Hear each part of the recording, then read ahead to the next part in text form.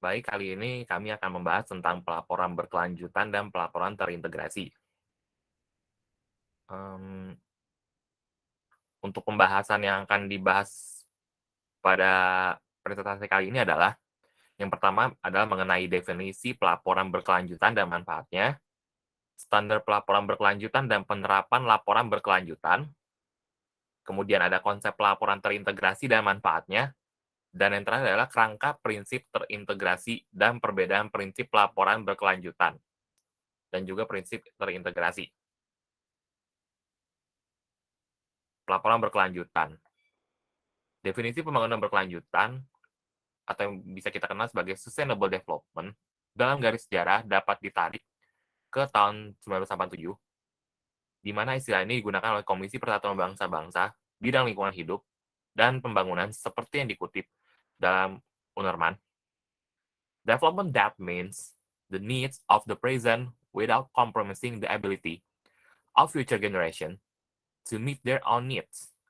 It contains within it two key concepts: the concept needs, in particular the essential needs of the world poor, to which overriding priority should be given, and the idea of limitation imposed by the state of technology and social organization on the environment's ability to meet present and future needs.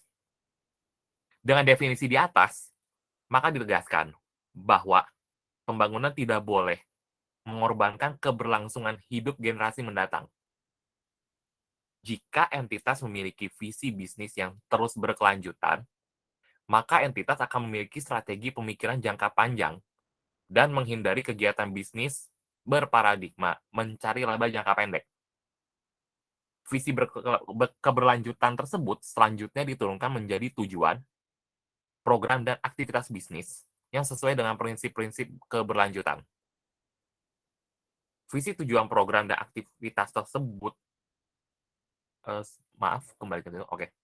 Visi, tujuan, program, dan aktivitas tersebut kemudian diungkapkan kepada publik dalam bentuk laporan keberlanjutan atau yang dikenal sebagai sustainability report. Nah, dalam membahas pelaporan entitas yang selaras dengan keberlanjutan, khususnya lingkungan, banyak ditemui istilah terkait yang mirip satu sama lain. Istilah-istilah tersebut misalnya akuntansi lingkungan atau environmental accounting, akuntansi hijau atau green accounting, triple bottom line reporting. Itu ada corporate social responsibility reporting dan environmental social and governance (ESG). Salah satu konsep yang mendasari pelaporan keberlanjutan adalah konsep triple bottom line yang menjadi lazim di dunia akuntansi pada akhir 90-an. Konsep ini menganjurkan bahwa fokus dari proses akuntansi tidak hanya pada transaksi-transaksi keuangan untuk menghasilkan laporan keuangan. Untuk regulasi mengenai pelaporan keberlanjutan ini di Indonesia, terdapat peraturan mengenai sustainability reporting, salah satunya tertuang dalam Undang-Undang Nomor 40 Tahun 2007 tentang personel terbatas yang disahkan pada Juli 2007. Perundangan ini mengamanatkan seluruh personel terbatas yang kegiatan usahanya berkaitan dengan sumber daya alam untuk melaksanakan kegiatan tanggung jawab sosial dan lingkungan, serta menyajikan informasi kinerja kegiatan tanggung jawab sosial dan lingkungan tersebut dalam laporan tahunan. Selanjutnya pada April 2012, pemerintah menerbitkan PP Nomor 47 Tahun 2012 tentang pelaksanaan tanggung jawab sosial lingkungan perseroan. Pengaturan dalam peraturan pemerintah ini senada dengan pengaturan dalam Undang-Undang PT tadi. Disebutkan bahwa setiap perseroan memiliki tanggung jawab sosial dan lingkungan. Namun demikian, kewajiban untuk melaksanakan tanggung jawab sosial dan lingkungan tersebut hanya melekat pada perseroan yang menjalankan kegiatan usahanya di bidang dan atau berkaitan dengan sumber daya alam. OJK juga udah menerbitkan beberapa peraturan terkait kewajiban penyampaian informasi tentang tanggung jawab sosial dan lingkungan atau keberlanjutan. Peraturan OJK nomor 2009 POJK 04 tahun 2016 tentang laporan tahunan emiten atau perusahaan publik, bab 2 pasal 4. menyebutkan bahwa tanggung jawab sosial dan lingkungan merupakan salah satu informasi yang wajib diungkapkan dalam laporan tahunan. Nah, pengaturan lebih lanjut tentang pengungkapan informasi tanggung jawab sosial dan lingkungan kemudian dituangkan dalam Surat Edaran OJK atau SEOJK nomor 30 garis miring SEOJK titik 04 garis miring 2016 tentang bentuk dan isi laporan tahunan emiten atau perusahaan publik. Bagian 3 angka 1 huruf A kembali menegaskan bahwa informasi tanggung jawab sosial dan lingkungan merupakan komponen minimum dari laporan tahunan. Lingkungan merupakan komponen minimum dari laporan tahunan. Selanjutnya pada huruf H dijelaskan lebih jauh kandungan informasi tanggung jawab sosial dan lingkungan tersebut. Pada pengaturan ini juga disebutkan bahwa penyajian informasi tanggung jawab sosial dan lingkungan juga dapat disajikan pada laporan tersendiri, sehingga tidak diwajibkan lagi untuk mengungkapkannya dalam laporan tahunan. Pada tahun 2017, OJK menerbitin lagi POJK nomor 51 garis miring POJK titik 03 garis miring 2017 tentang penerapan keuangan keberlanjutan bagi lembaga jasa keuangan, emiten dan perusahaan publik. Terkait dengan pelaporan keberlanjutan, peraturan ini mewajibkan lembaga jasa keuangan, emiten dan perusahaan publik menyusun laporan keberlanjutan. Laporan keberlanjutan dapat disusun secara terpisah dari laporan tahunan atau sebagai bagian yang tidak terpisahkan dari laporan tahunan. Jadi memang pada dasarnya laporan keberlanjutan ini bisa terpisah dengan laporan tahunan atau enggak. Di laporan tahunan ini sudah ada laporan keberlanjutan jadi satu. Laporan keberlanjutan tersebut wajib disampaikan kepada OJK dan dipublikasikan kepada publik. Nah, definisi dan manfaat pelaporan keberlanjutan, menurut Elkington, sustainability report adalah laporan yang memuat tidak saja informasi kinerja keuangan, tetapi juga informasi non-keuangan yang terdiri dari informasi aktivitas sosial dan lingkungan yang memungkinkan entitas bertumbuh secara berkesinambungan. Sementara itu, Sustainability Report menurut World Business Council for Sustainable Development dapat didefinisikan sebagai laporan publik di mana entitas memberikan gambaran posisi dan aktivitas entitas pada aspek ekonomi, lingkungan, dan sosial kepada stakeholder internal dan eksternalnya. Nah, secara umumnya adalah Sustainability Report itu adalah pelaporan yang dilakukan oleh entitas untuk mengukur dan mengungkapkan semua kegiatan yang dilaksanakan entitas yang berkaitan dengan upaya pelestarian lingkungan sosialnya dan upaya entitas untuk menjadi entitas accountable bagi seluruh pemangku kepentingan dalam upaya mencapai tujuan kinerja entitas menuju pembangunan yang berkeberlanjutan. Melalui penerapan pelaporan keberlanjutan, diharapkan entitas dapat berkembang secara berkelanjutan dan didasarkan oleh etika bisnis. Nah, sementara itu, manfaat yang diperoleh oleh pihak-pihak berkepentingan dari penyampaian sustainability report ini adalah bagi entitas, sustainability report berguna sebagai alat ukur pencapaian target kinerja dalam isu triple bottom line yang terdiri dari ekonomi, sosial, dan lingkungan.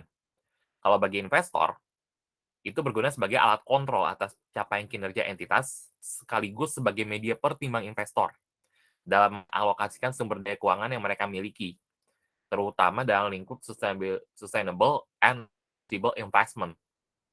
Sementara untuk bagi pemangku kepentingan lainnya, entah itu media massa, pemerintah, akademisi, konsumen, dan sebagainya, sustainability report ini berguna sebagai tolak ukur, menilai kesungguhan komitmen entitas terhadap pembangunan keberlanjutan lingkungan sekitarnya.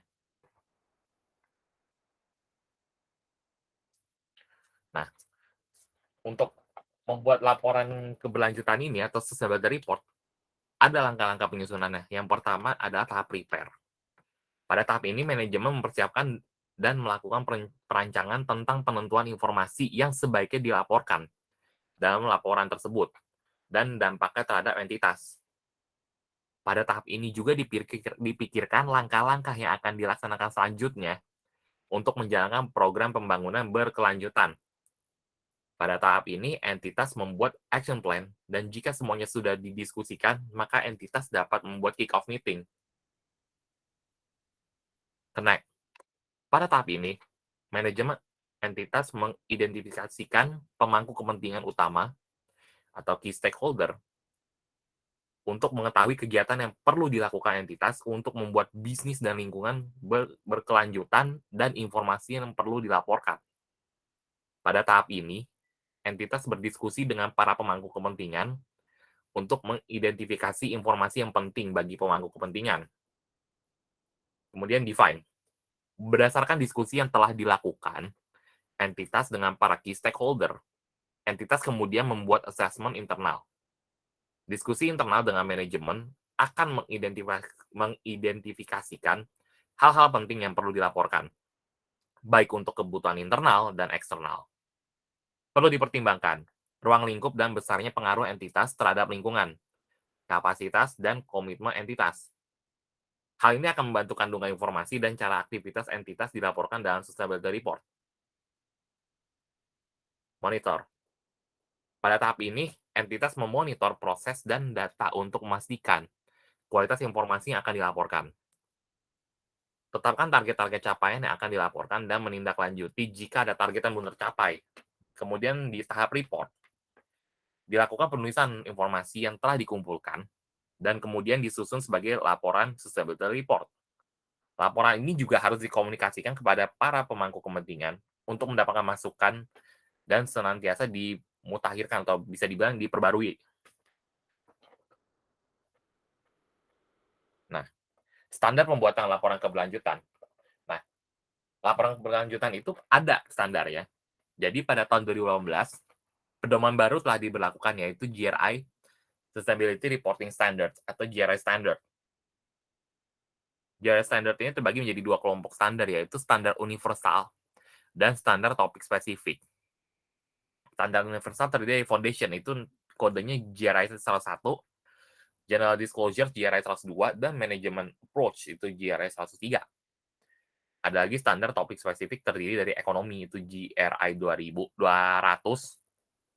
Environmental GRI 300, dan Sosial GRI 400. Dalam GRI 101 dijelaskan terdapat dua kelompok prinsip laporan, yaitu prinsip-prinsip laporan untuk menentukan isi laporan dan prinsip-prinsip laporan untuk menentukan kualitas pelaporan. Prinsip-prinsip tersebut mendasari pelaporan menurut GRIS. Nah, prinsip-prinsip laporan ini untuk menentukan isi laporan, ada stakeholder inclusiveness. Entitas harus mengidentifikasi pemangku kepentingannya dan menjelaskan respon entitas terhadap ekspektasi rasional dan kepentingan dari para pemangku kepentingannya. Kemudian ada sustainable context. Laporan harus menyajikan kinerja organisasi dalam konteks keberlanjutan yang lebih luas. Materiality, itu laporan harus mencakup aspek yang mencerminkan dampak ekonomi, sosial, dan lingkungan yang signifikan dari entitas atau secara substansial berpengaruh terhadap penilaian dan keputusan pemangku kepentingan. Ada lagi completeness, itu laporan harus mencakup aspek material dan ruang lingkupnya, sehingga dapat mencerminkan dengan memadai dampak ekonomi, lingkungan, dan sosial yang signifikan, serta memungkinkan pemangku kepentingan menilai kinerja entitas pada periode pelaporan. Sementara itu, kalau untuk menentukan kualitas pelaporan, itu ada accuracy, itu informasi yang dilaporkan harus cukup akurat dan detail, yang memungkinkan pemangku kepentingan menilai kinerja entitas. Balance, laporan harus mencerminkan aspek positif dan negatif dari kinerja perusahaan, sehingga memungkinkan penilaian kinerja secara keseluruhan. Clarity, itu entitas harus menyajikan informasi dalam format yang mudah untuk dipahami dan diakses oleh pemangku kepentingan yang menggunakan laporan. Kemudian ada comparability, itu entitas harus memilih, mengkompilasikan, dan melaporkan informasi secara konsisten. Informasi yang dilaporkan harus disajikan sedemikian rupa, sehingga pemangku kepentingan dapat menganalisis perubahan dalam kinerja entitas dari waktu ke waktu, dan harus mendukung analisis perbandingan relatif terhadap entitas lain. Kemudian reliability. Entitas harus mengumpulkan, mencatat, mengkompilasikan, menganalisis, dan mengungkapkan informasi dan proses yang dilakukan dalam mempersiapkan laporan sedemikian rupa, sehingga dapat dievaluasi serta menunjukkan kualitas dan materialitas informasi. Kemudian ada timeliness. Itu entitas harus melaporkan dalam schedule reguler sehingga informasi tersedia tepat waktu bagi pemangku kepentingan untuk mengambil keputusan. Oke, ini ada praktik pelaporan keberlanjutan di Indonesia. Perkembangan pelaporan keberlanjutan di Indonesia tidak terlepas dari peran sebuah lembaga yaitu National Center for Sustainability Reporting Indonesia. NCSR adalah sebuah wadah independen dalam rangka pengembangan, pembinaan, pengukuran, dan pelaporan atas implementasi kegiatan CSR atau keberlanjutan entitas. NCSR Indonesia memiliki anggota dari korporasi, organisasi, dan individu-individu profesional yang mempunyai visi dan komitmen yang sama dalam menerapkan dan mengembangkan pembangunan keberlanjutan di Indonesia.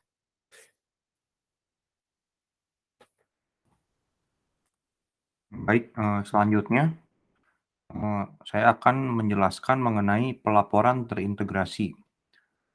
Pelaporan terintegrasi adalah menyediakan satu laporan yang sepenuhnya mengintegrasikan informasi keuangan perusahaan dan non-keuangan seperti masalah environmental, governance, and social issue. Dan perlu ditekankan juga bahwa sebuah pelaporan integrasi bukan sekedar penggabungan laporan keuangan dan laporan berkelanjutan. Dalam membuat pelaporan terintegrasi ini, fokus entitas adalah melaporkan upaya entitas menciptakan nilai untuk keberlanjutan entitas di masa depan, di mana tujuan utamanya itu adalah untuk menjelaskan kepada penyedia modal keuangan upaya organisasi menciptakan nilai dari waktu ke waktu. Kemudian di sini kita bisa lihat ada beberapa manfaatnya. Yang pertama, bahwa pemikiran dan manajemen yang bisa lebih terintegrasi. Kedua, adanya kejelasan yang lebih besar tentang masalah dan kinerja bisnis. Yang ketiga, meningkatkan reputasi perusahaan dan hubungan pemangku kepentingan. Yang keempat, bahwa pelaporan akan menjadi lebih efisien. Yang kelima, adanya keterlibatan karyawan. Dan yang keenam adalah peningkatan margin kotor.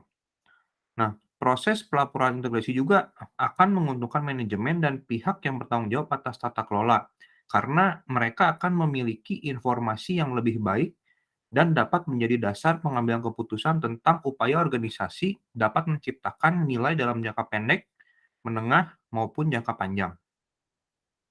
Nah, selanjutnya berikut adalah perbedaan dari laporan terintegrasi dengan laporan berkelanjutan. Nah, yang pertama ini dari sisi perbedaan tujuan.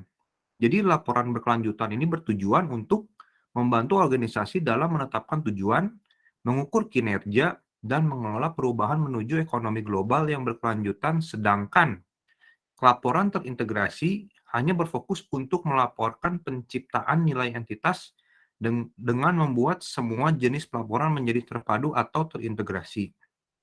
Kemudian laporan terintegrasi juga adalah konsep baru penyusunan laporan tahunan. Oleh sebab itu, hubungan laporan terintegrasi dan laporan berkelanjutan adalah seperti hubungan laporan berkelanjutan dengan laporan tahunan. Kemudian, laporan berkelanjutan juga merupakan bagian intrinsik dalam laporan terintegrasi dan menjadi pondasi dalam persiapan laporan integritas. Kemudian yang selanjutnya adalah mengenai prinsip laporan terintegrasi. Nah, berikut adalah pedoman prinsip-prinsip yang mendasari penyusunan pelaporan terintegrasi. Yang pertama adalah fokus strategi dan orientasi masa depan. Nah, pelaporan integrasi ini harus memuat informasi mengenai strategi entitas dan mekanisme strategi tersebut dalam menciptakan nilai untuk jangka pendek, menengah, dan jangka panjang, serta dampaknya terhadap modal. Kemudian untuk konektivitas informasi. Nah, pelaporan ini tuh harus menunjukkan gambaran menyeluruh kombinasi keterhubungan dan ketergantungan dari faktor-faktor yang mempengaruhi penciptaan nilai. Kemudian keterhubungan para pemangku kepentingan. Nah, di sini bahwa pelaporan juga harus menyediakan informasi tentang kualitas hubungan entitas dengan para pemangku kepentingan utama. Nah, pelaporan juga harus menjelaskan berapa jauh perusahaan memahami kebutuhan para pemangku kepentingan dan merespon kebutuhan dan kepentingan mereka. Kemudian mengenai materialitas. Nah, pelaporan integrasi juga harus menunjukkan informasi hal-hal material yang secara substantif mempengaruhi proses penciptaan nilai jangka pendek, menengah, dan panjang. Kemudian, pelaporan integrasi juga harus ringkas. Selanjutnya, mengenai keandalan dan kelengkapan. Nah, pelaporan integrasi harus lengkap memuat hal-hal yang bersifat material dan bebas dari kesalahan material. Kemudian, mengenai konsistensi dan keterbandingan. Nah, informasi yang dimuat dalam laporan terintegrasi ini harus konsisten dari waktu ke waktu dan dapat dibandingkan dengan laporan entitas lainnya. Selanjutnya, mengenai elemen yang ada di pelaporan terintegrasi. Nah, pelaporan terintegrasi ini mencakup 8 elemen isi laporan yang fundamental yang saling terkait dari satu sama lain dan tidak saling eksklusif. Nah, yang pertama itu mengenai ikhtisar tentang organisasi dan lingkungan eksternalnya.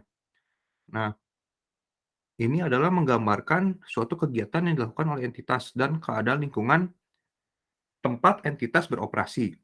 Kemudian mengenai tata kelola atau governance.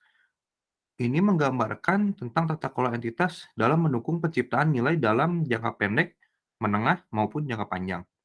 Kemudian model bisnisnya. Di sini bahwa elemennya itu harus dapat menggambarkan model bisnisnya entitas. Kemudian untuk resiko dan peluang, di sini perlu adanya identifikasi jenis risiko dan peluang entitas dalam proses penciptaan nilai dalam jangka pendek, menengah, dan panjang. Kemudian yang kelima mengenai strategi dan alokasi sumber daya. Di sini menjelaskan bahwa arah tujuan entitas dan cara entitas mencapai tujuan-tujuan tersebut. Kemudian dari sisi kinerja, menggambarkan untuk sejauh mana entitas telah mencapai tujuan-tujuan strategis entitas untuk periode pelaporan dan dampaknya terhadap sisi permodalan. Kemudian outlook, bahwa hal ini menjelaskan mengenai menggambarkan tantangan dan ketidakpastian yang mungkin dihadapi entitas di masa depan dalam menjalankan strategi-strateginya dan potensi dari implikasinya terhadap model bisnis entitas dan kinerja masa depan. Dan poin yang 8 mengenai dasar-dasar penyajian, bahwa mekanisme yang digunakan entitas untuk memutuskan informasi yang material dan harus dilaporkan dalam laporan terintegrasi, serta metode pengukuran dan evaluasi metode pengukuran tersebut. Kemudian mengenai permodalan entitas. Dalam kerangka prinsip pelaporan terintegrasi disebutkan bahwa modal entitas untuk menciptakan nilai bukan hanya dari modal keuangan, tapi bersumber dari 6 jenis modal. Nah, yang pertama dari financial capital, bahwa financial capital ini adalah sumber dana yang tersedia atau dimiliki oleh sebuah organisasi atau entitas, di mana dana tersebut digunakan untuk produksi barang atau penyediaan layanan jasa. Nah, dana tersebut diperoleh melalui pembiayaan seperti utang, ekuitas, atau hibah, ataupun dihasilkan melalui operasi dan investasi. Kemudian, manufacture capital. Manufacture capital adalah modal yang dimiliki organisasi atau entitas berupa benda-benda fisik yang digunakan untuk mendukung proses produksi barang ataupun penyediaan jasa. Kemudian modal produksi terdiri dari antara lain yaitu bangunan, peralatan, mesin, infrastruktur atau jalan, jembatan, sistem pengolahan limbah dan air, dan sebagainya. Kemudian modal produksi juga umumnya dibuat oleh organisasi lain atau pihak eksternal, tetapi aset tersebut juga dapat diproduksi oleh organisasi pelapor untuk dijual atau disimpan untuk digunakan sendiri. Kemudian yang ketiga, intellectual capital, yaitu modal yang dimiliki oleh organisasi atau entitas berupa pengetahuan organisasi yang tak berwujud. Jadi modal intelektual ini terdiri dari properti intelektual seperti hak cipta, serta hak dan lisensi cipta perangkat. Modal intelektual organisasi mencakup juga teknik knowledge, sistem, prosedur, dan protokoler. Kemudian mengenai human capital, yaitu modal yang memiliki yang dimiliki oleh organisasi atau entitas berupa kemampuan, kompetensi, dan pengalaman karyawan, serta motivasi untuk berinovasi. Termasuk di dalamnya adalah kemampuan untuk menyelaraskan dan mendukung kerangka tata kelola organisasi, pendekatan manajemen risiko, dan nilai-nilai. Kemudian ada kemampuan memahami, mengembangkan, dan menerapkan strategi organisasi, serta loyalitas dan motivasi untuk meningkatkan proses barang dan jasa termasuk kemampuan mereka untuk memimpin, mengelola, dan berkolaborasi. Kemudian mengenai social and relationship capital, modal dimiliki oleh organisasi atau entitas lembaga-lembaga dan hubungan di antara masyarakat, kelompok-kelompok pemangku kepentingan, dan jaringan lainnya, serta kemampuan untuk berbagi informasi, baik secara individu maupun kolektif. Nah, modal sosial dan hubungan meliputi adanya norma-norma, nilai-nilai umum, dan perilaku. Kemudian hubungan pemangku kepentingan dan kepercayaan serta kesediaan untuk melibatkan organisasi yang telah mengembangkan dan mengupayakan untuk membangun dan melindungi bersama pemangku kepentingan eksternal. Selain itu, aset tak berwujud terkait dengan merek atau brand dan reputasi yang telah dikembangkan oleh entitas. Kemudian lisensi sosial untuk organisasi dapat beroperasi, misalnya persetujuan dengan suku adat setempat. Kemudian yang terakhir mengenai natural capital. Ini adalah modal yang dimiliki oleh organisasi atau entitas berupa sumber daya alam yang ada di lingkungan, baik itu yang dapat diperbarui dan yang tidak dapat diperbarui. Sumber daya ini berperan dalam menyediakan barang dan jasa yang mendukung masa lalu, saat ini, dan masa depan dari sebuah organisasi atau entitas. Nah, modal alam ini terdiri dari misalkan ada air, tanah, mineral, udara, hutan, keanekaragaman hayati, serta ekosistem. Selanjutnya mengenai pelaporan berkelanjutan dan pelaporan terintegrasi. Dengan adanya tren korporasi yang mulai menggunakan pelaporan berkelanjutan dan pelaporan terintegrasi menjadi tantangan baru sekaligus peluang bagi profesi akuntan dan dunia pendidikan untuk menyediakan sumber daya manusia yang kompeten menguasai pelaporan berkelanjutan dan pelaporan terintegrasi untuk memenuhi banyaknya permintaan korporasi ke depannya. Nah, di sini ada hambatan dalam melaksanakan implementasi pelaporan berkelanjutan dan pelaporan terintegrasi, yaitu yang pertama bahwa akuntansi hanya memfokuskan pada kebutuhan informasi dan dari stakeholder dominan yang memberi kontribusi dalam penciptaan nilai entitas. Yang kedua, bahwa akuntansi hanya memproses dan melaporkan informasi yang material dan dapat diukur.